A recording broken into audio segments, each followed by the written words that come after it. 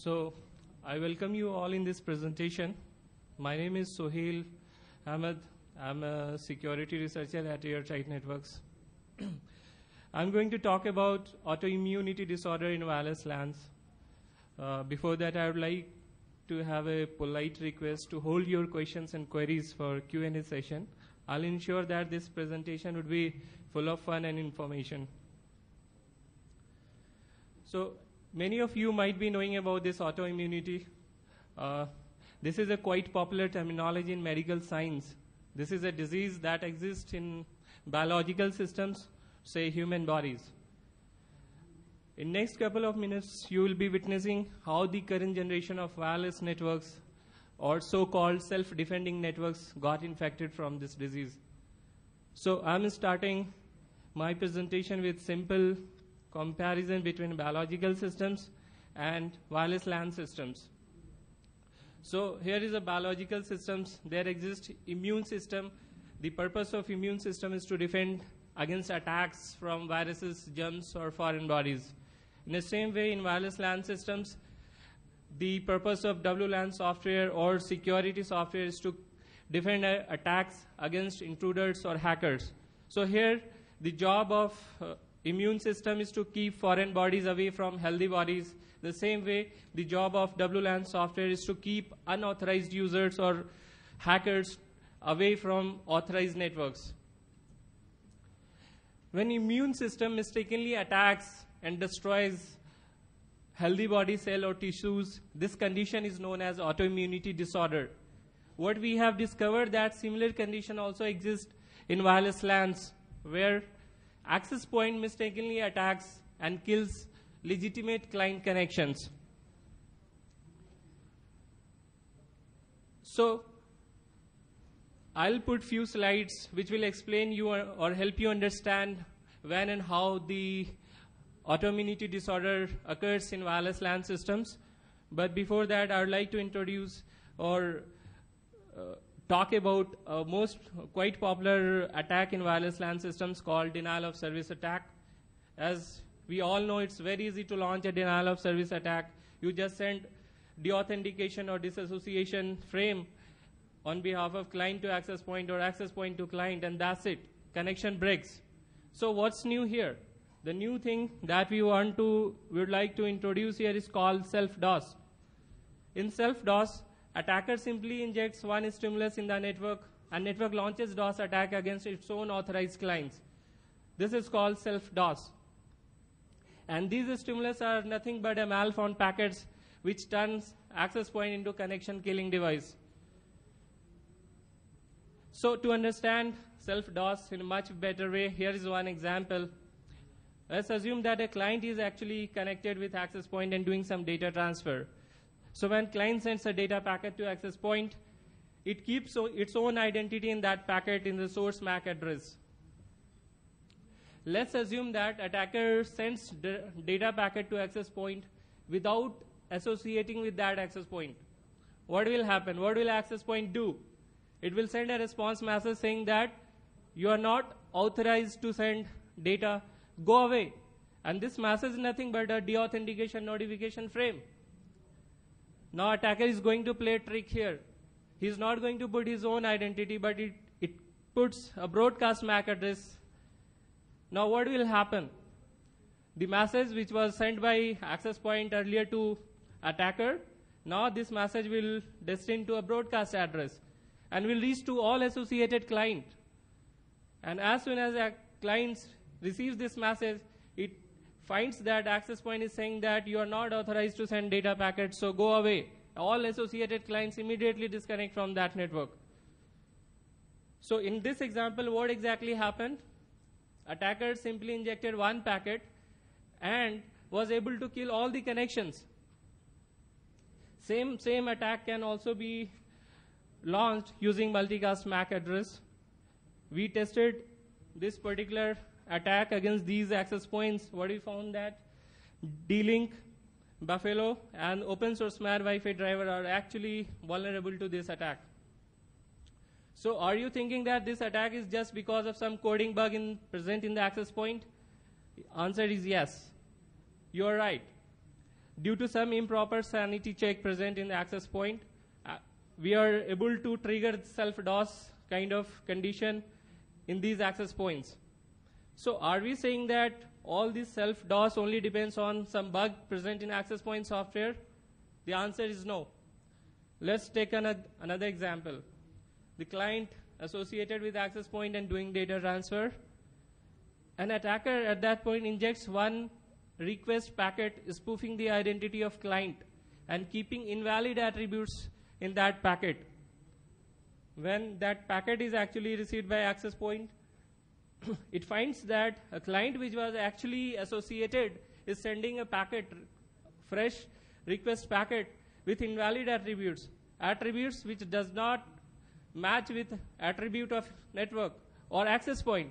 So access point send a response message saying that I'm going to tear down this association because attributes are not matching and the connection breaks.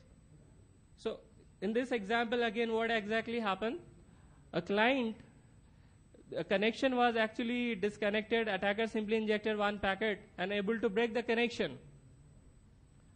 Now interesting question comes in our mind that why access point send such response message, why it breaks or deletes the existing connection.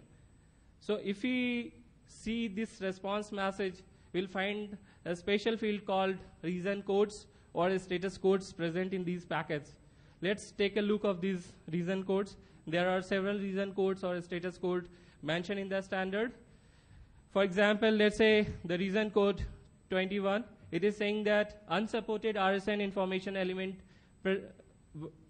version or element capabilities. So access point software, actually if they are implementing these reason codes in a state machine or packet processing logic, whenever it will receive an invalid RSN information element on behalf of a client, it is going to send a deauthentication packet to that client. And there are several reason codes mentioned. If you go through these reason codes or status code, you'll be actually able to simulate these stimulus packet very easily. You just go through these reason codes, see what they are saying, and just craft your packet accordingly. For example, I take example of status code here, 1818. It is saying that association denied due to requesting a station not supporting all of the data rates.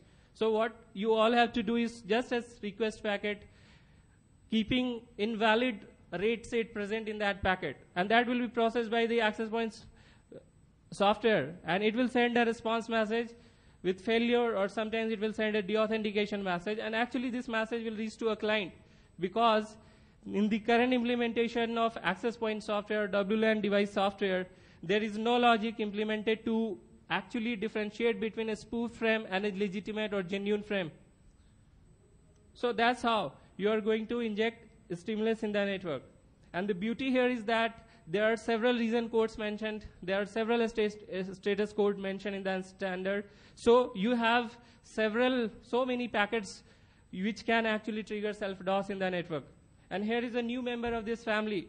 .11w, latest standard, has introduced one more reason code saying that robust management frame policy violation. So what you all have to do, just send a packet which violates the robust management policy of that network. And that network will send a deauthentication message with this particular reason code, if access point is actually implementing these reason codes in software. So it's very easy to actually inject different stimuli in the network. When we tested this particular attributes-based attacks against these access point, what we found that all of these access points are actually vulnerable to self-DOS. Now the question that came in our mind is, what's about Cisco MFP? Is Cisco MFP also vulnerable to self-DOS? Let's try to understand it. Here is one example in which MFP client is actually associated with MFP access point. And now attacker is going to send one SOC request packet, and it is a genuine request packet. No any attributes present in this packet is wrong or invalid. When access point receives a request packet, it finds that a client which was already associated is sending a fresh connection establishment packet. So what should I do now? He has either it can ignore that packet or honor that packet. Access point cannot ignore this packet because it is also possible that the client got rebooted and trying to establish a fresh connection. So it has to honor that packet. As soon as access point honors this packet, it deletes the old information, all old state information about the old connection. It deletes the key. And it sends a response message to client. Client, which is not aware of the change in the state machine of access point, simply ignores the unsolicited response message and keeps on sending data packet. Access point, which is actually expecting a key establishment after seeing connection request packet, sees that client is actually sending data, encrypted data packet. Access point has no key to actually decrypt that packet. It is expecting a fresh key establishment. So it sends a deauthentication message to client, which is unprotected message because access point does not have this time any key to protect this deauthentication message. So it sends open deauthentication, which is actually ignored by MFP client. MFP client keeps on sending data. Access point keeps on sending deauthentication message to client, open deauthentication message. And actual communication between client and access point stops. And both client and access point have entered in a deadlock kind of environment situations. So if you notice the earlier DOS, you need to inject several packets to break the connections and keep a sustained disconnection between client and access point. MFP protocol was actually aiming to solve this DOS problem, actually ended with making the situation even worse. Now you need to send simple one packet and client and access point communication is actually broken. It cannot communicate further now.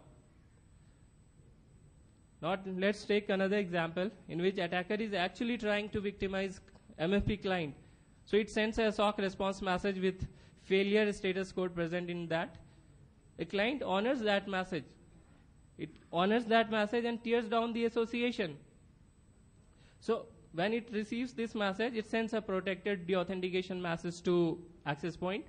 Since this message is protected, it is actually honored by access point as well, and it also deletes its state. So in this example, we have seen that actually attacker was able to break MFP connections, protected connections.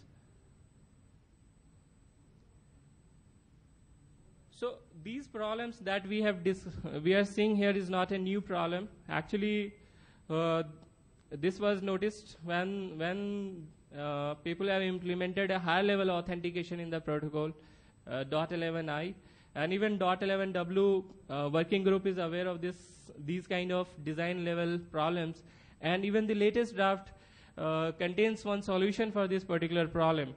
But unfortunate stuff is that even the standard is not ratified. Vendors are packaging these stuff in a proprietary protocol, ignoring these design level issues and claiming a false security. That's not true. So here are the key points of this presentation. New avenues for launching DOS attacks are possible. Majority of these vulnerabilities reported here are implementation dependent and found to exist in select open source access point or commercial access point software. Even with MFP or .11w, DOS vulnerabilities could not be completely eliminated. Even currently available MFP implementation also found vulnerable. So the time to demonstrate something. So I have a video demo here. A client, on left hand side, a packet analyzer which is showing data packet, a SOC request and deauthentication packet. Deauth packet will appear in a red color and a SOC request packet will appear in a green color. On the right hand side, black screen shows the client is actually doing ping traffic. Let's try to see if MFP works against deauthentication, open deauthentication, DOS attacks or not. So we send open deauthentication message and see what happens.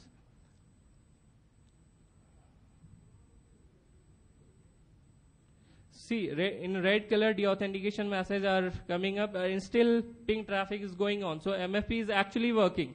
Now let's say send a SOC request packet. You can see in green color a SOC request packet is coming up and the ping traffic stopped.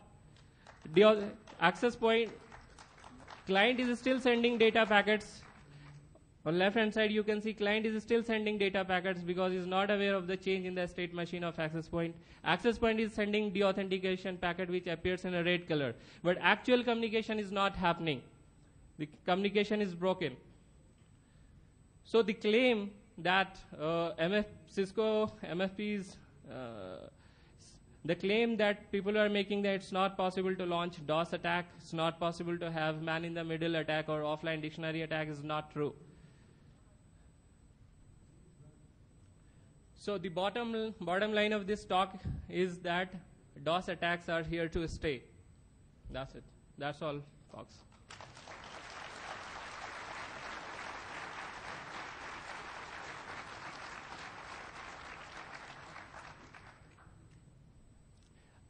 I have kept few stimuli that can trigger self-DOS in wireless networks here in my presentation.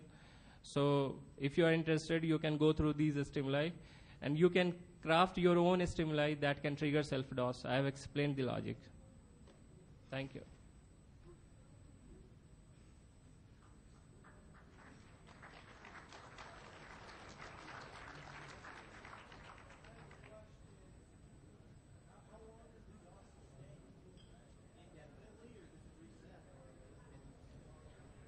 In case of MFP,